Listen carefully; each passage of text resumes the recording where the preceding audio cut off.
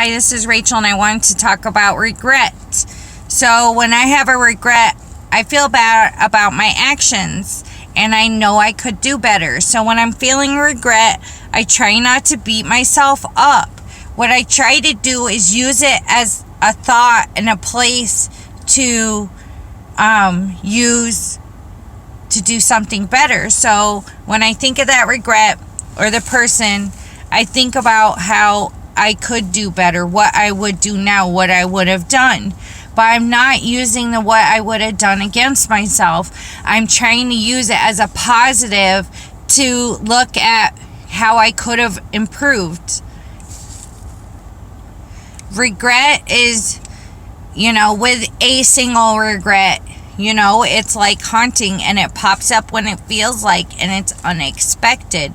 But the reason why a regret is specific, like a single regret is specific to a situation, and why it's still there and it keeps reoccurring and it can come whenever it chooses to, is because that needs to be a turning point in self-awareness. It's supposed to be something that you can keep going back and looking at, kind of like a photograph or a movie.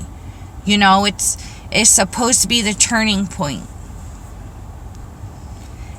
Don't feel bad to the point where you're going to abuse or hurt yourself, because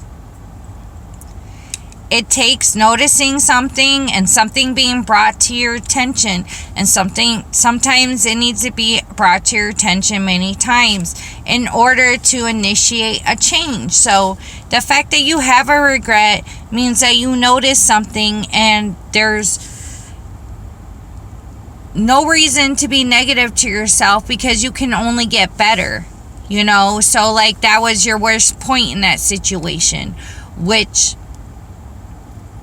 most people can go back and make amends, if they can put their ego down a little bit, and not feel so embarrassed. Embarrassed is you think somebody's gonna think you're stupid. So regret can be a positive thing when it's flipped around to where how you can motivate yourself to be a different person.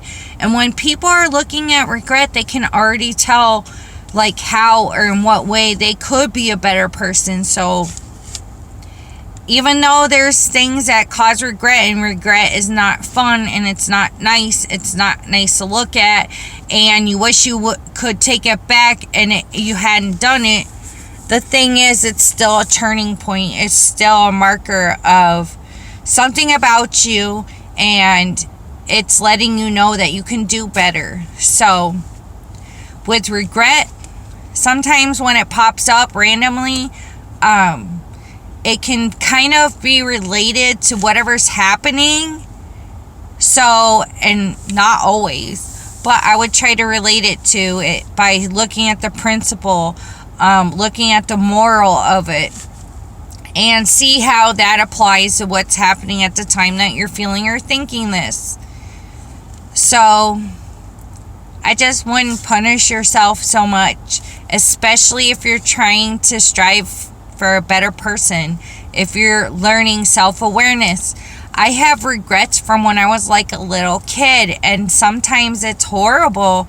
I have regrets in other relationships, but I've tried to flip it around to where it works for my benefit, or I can use it for my benefit if I choose to. And I've learned not to punish myself so much. And I've gone back and made amends. So I also got it was multiple emails, but I had gotten emails from one woman my ex-husband was cheating or having an affair with when we were married. And, I had let her know a couple things, because she was running to me and trying to say stuff, and I was just like, well, this shows you something, or this is what's gonna happen, and it happened to me, it's probably gonna happen again, I'm not surprised. She thought I was crazy and that I wanted him back, but I didn't. So anyway, I think like 3 years later, she emailed me and gave me a long apology and made amends by saying that I wasn't the crazy one and that I was right and that he was the one who was crazy and trying to make me look into a certain way.